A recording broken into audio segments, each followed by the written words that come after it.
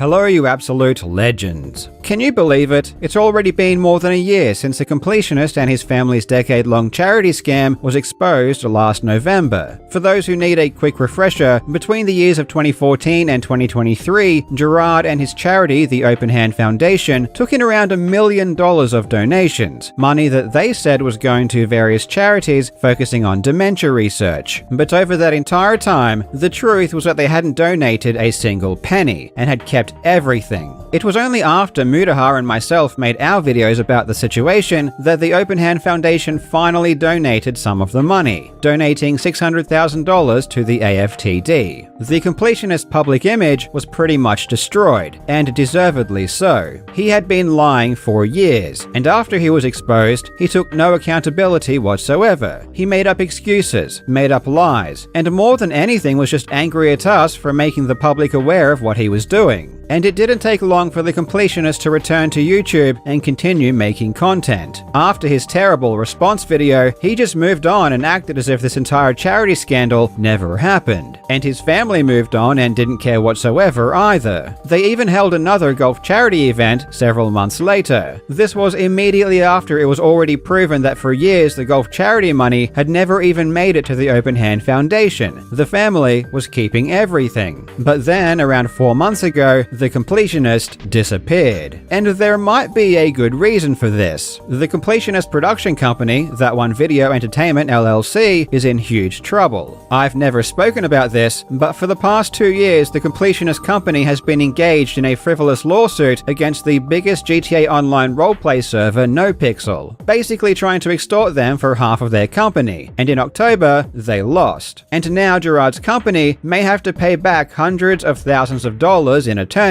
fees. And the cherry on top of all of this is that it appears as though the Open Hand Foundation might now be under investigation by the IRS. A lot's been happening, and in today's video, we will take a quick look. I really hope you enjoy.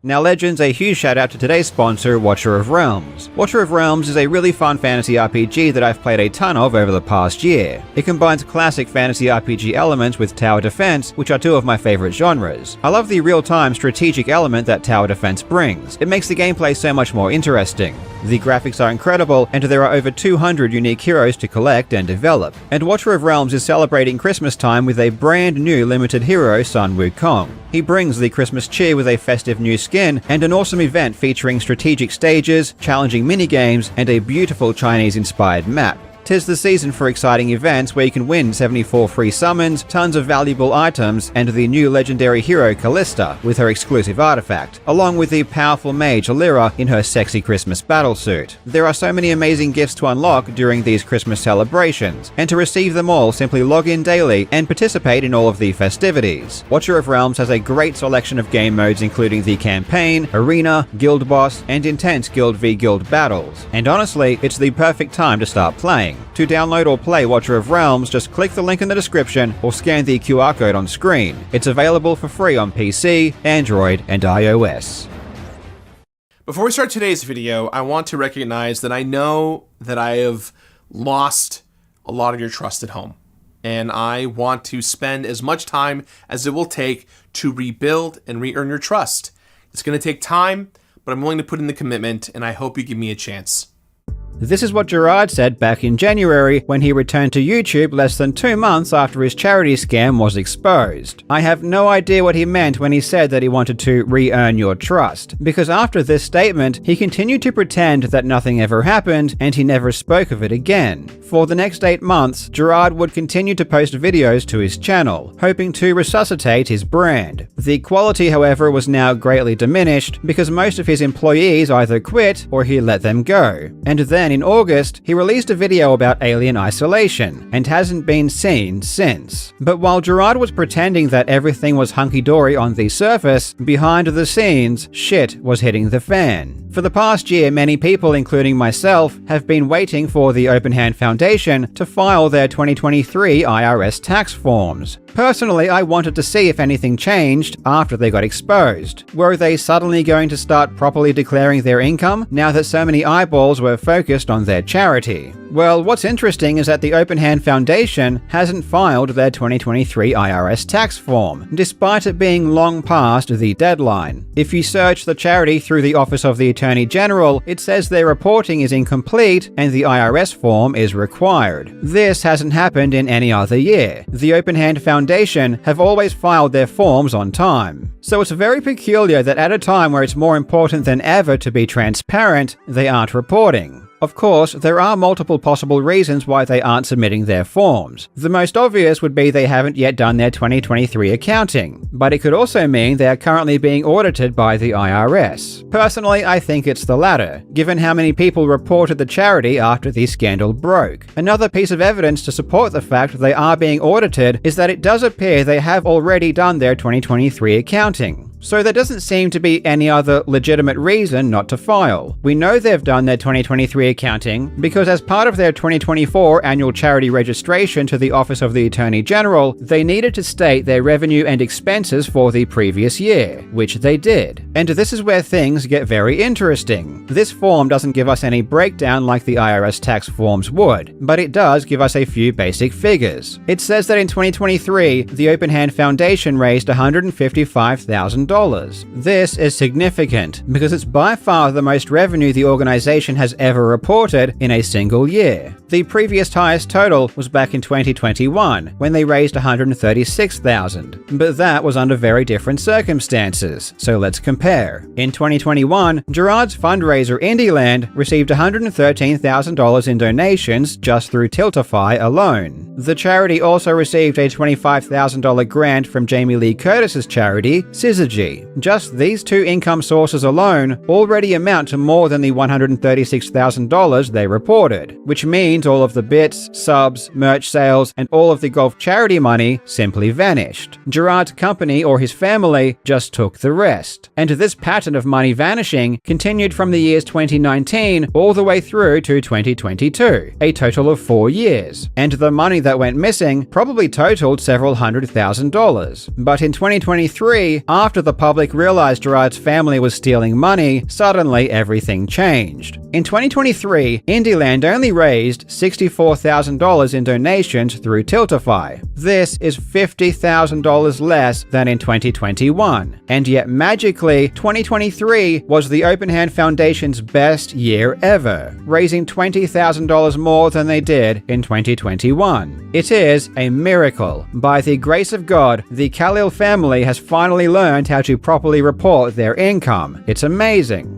We already knew that Gerard and his company were stealing money before, but this most recent accounting is just the nail in the coffin. It is so brazenly obvious that once they were exposed, they decided it would be unwise to continue skimming off the top. And as a result, despite last year being one of Indieland's worst performing years ever by far, the Open Hand Foundation was more profitable than it's ever been. Another interesting thing about this form is that it shows the Open Hand Foundation is still holding on to $200,000.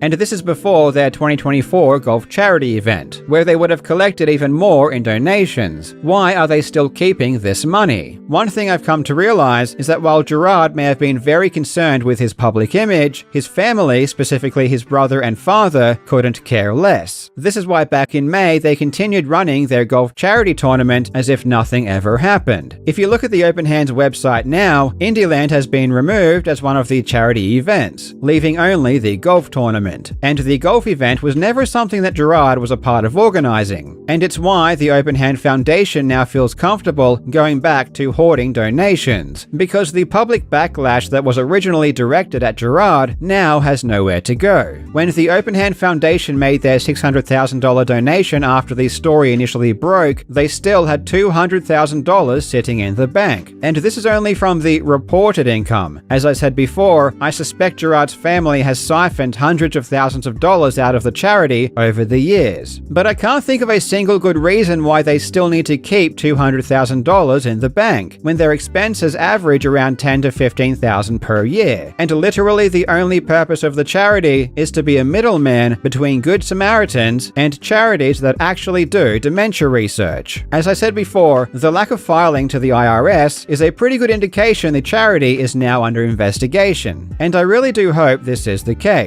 But the IRS isn't the only thing Gerard now has to worry about, because Gerard's company, That One Video Entertainment, has just lost a huge lawsuit.